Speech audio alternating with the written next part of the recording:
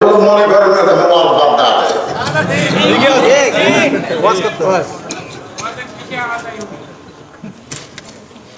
খুব ভালো লাগতেছে। রাত 12:30 বেজে গেল। না সালাম তো ঠিকই পেয়েছি, সেই চালাতে দিতে।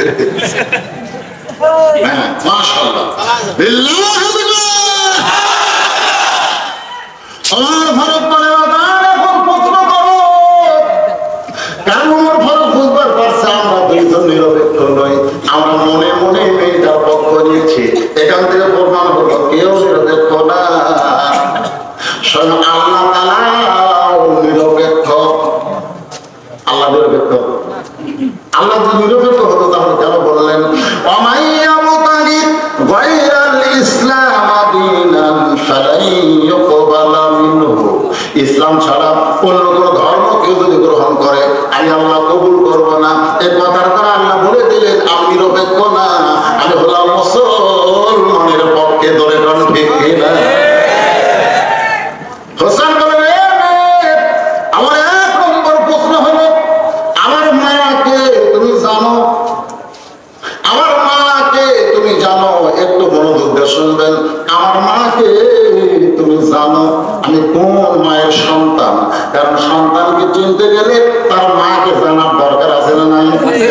আছে না নাই? সঙ্গে সঙ্গে পর্দার উপর থেকে মেয়েটা বলে হোসাইন আমি আর তার মাকে চিনি। হোসেন প্রশ্ন করেছে আমার মাকে জানো? সঙ্গে সঙ্গে মেয়েটা বলে হোসাইন আর তার মাকে চিনি। যেই বলতে চিনি ওমর ফারুক জিব্বাত কামড় খাইছে আর হযরত আলী চোখটা দর দর করে পানি পড়তেছে। ওমরের চোখ জিব্বাত কামড় খাওয়ার কারণ হলো হোসাইন এমন একটা মেয়ের কথা বলেছে তাকে দুনিয়ার মানুষ জানতে পারে কিন্তু কেউ চিনতে পারবে না, কারণ পরিমণিরে চেনা যায়, মওলানা বংশীদের বউরে কোনোদিন চেনা যায় না। বিয়ে না করলে 3 মেয়ের বাপ কেমন? অবশ্যই আমার একটা বউ আছে না নাই? আপনারা জানেন না? জানেন যে জানেন না?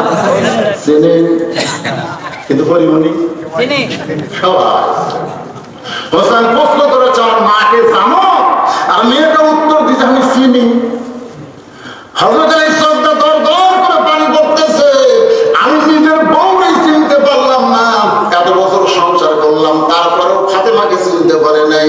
গভীর রাত্রে হযরত আলী ফাতেমাকে দাফন করার পরে আল্লাহর কাছে বলতেছে আল্লাহ ফাতেমাকে তুমি কবুল করে নাও।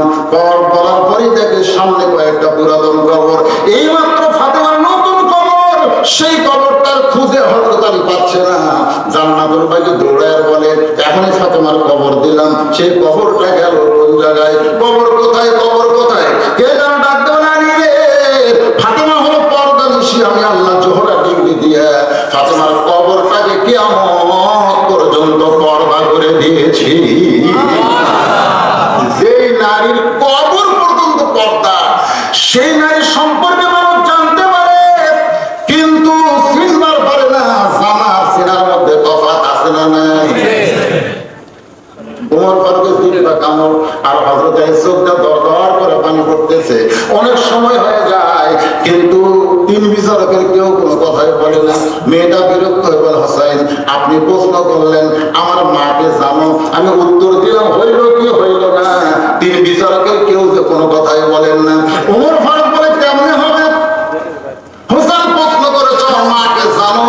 আর তুমি কইলে আমি চিনি। ফাতেমারে তুমি চিনবা কেমনে? কারণ ফাতেমা আমার পর্দা নিশি, দুনিয়ার কোনো মানুষ তাই দেখে নাই, তাহলে কেউ চিনতে পারে না, তবে সবাই জানতে পারে নবীর মেয়ে ফাতেমা, আলীর বউ ফাতেমা, হাসান হোসেনের মা ফাতেমা, এরকম সবাই জানতে পারে কিন্তু চিনবে কেমনে? মেয়েটা বলে হোসেন আপনার মায়ের চোখের ভুরু জোড়া ছিল, আপনার মায়ের বাম গালে কাবারটা ছিল, আর থুতুনির তলে লাল একটা দাগ ছিল। সঙ্গে সঙ্গে হঠাৎ চিৎকার করে বলে মা যা বলছো বলছো মা আর বলো না, কারণ 3 জনের মধ্যে একজন পরপুরুষ আছে। চোখের ভুরু কি? বাম গালে কালো একটা তিল, থুতুনির তলে লাল একটা দাগ। সেই বলছে আলী শুন করে বলছে মা যা বলছো বলছো আর বলো না, কারণ 3 জনের মধ্যে একজন পরপুরুষ আছে। আপনারা বলেন তো 3 জনের মধ্যে পরপুরুষ কে? সবাই এক বাক্যে বলেন, পরপুরুষের নাম কি? ওর সম্পর্কে রাসূল বলেছেন, আমার পরে কেউ যদি নবী হতো লাউ কানা ওমর।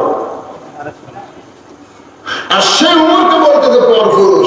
এখন বলেন তো মুরিদের বইয়ের কাছে পীর কি পুরুষ? সবাই বলেন মুরিদের বইয়ের কাছে পীর সাহেব কি পুরুষ? দেখছেন, মহাপুরুষ। আমি আপনাদের জানানোর জন্য বলছি যে ভাই, তিনটা জিনিস খুব খেয়াল করবেন। কয়টা? আঙ্গুলের দিকে তাকান। কয়টা? এক নম্বর হলো ডাক্তারের বইয়ে, ভালো ডাক্তারের বউ কোনোদিন সিজার করে না। কারণ ডাক্তার বুঝায় সিজার করলে বাচ্চারও ক্ষতি, মায়েরও ক্ষতি। এদের বাংলাদেশের যারা বড় বড় ডাক্তার, তাদের বইয়ের নর্মালে বাচ্চা হয়। ডাক্তারের বউ কোনোদিন সিজার করে না। দুই নম্বর হলো মৌলবীর বাড়ির কোনোদিন মিলাদ হয় না। মিলাদ বোঝেন আপনারা? মৌলবীর বাড়ির কোনোদিন হয় না, কিন্তু পরের বাড়িতে হয়। আর তিন নম্বর একটা কথা মারাত্মক, সেটা হলো পীরের বউ কোনোদিন মরিদ হয় না। কারণ পীরের বউ জানে আমার পীর এক নম্বর লুচ্ছে, মাঝে মাঝে মুরিদের বইয়ের দিকে চোখ মারে, এক হাতে মরিদকে হবে। তাহলে কয়টা কইলাম? এক নম্বর কি ডাক্তারের বইয়ের সিজার লাগে না। দুই নম্বর হলো মৌলানার বাড়িতে মিলাদ হয় না। আর তিন নম্বর হলো পীরের বউ মরিদ হয় না।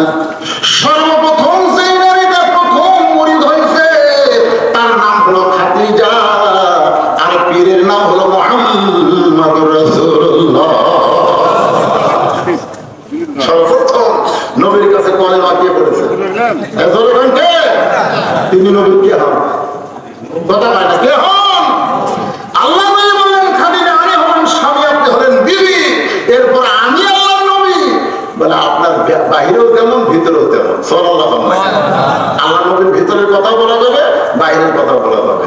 নবী হলেন লাকাদ কানা লাকুম ফি রাসূলিল্লাহি উসওয়াতুন হাসানাহ। 38 বছর আমার ওয়াজের বয়স, 38। আজ পর্যন্ত আমার বউ আমার হুজুরি হয়। আমি বহুদিন বইয়ের মুখে একটু হুজুর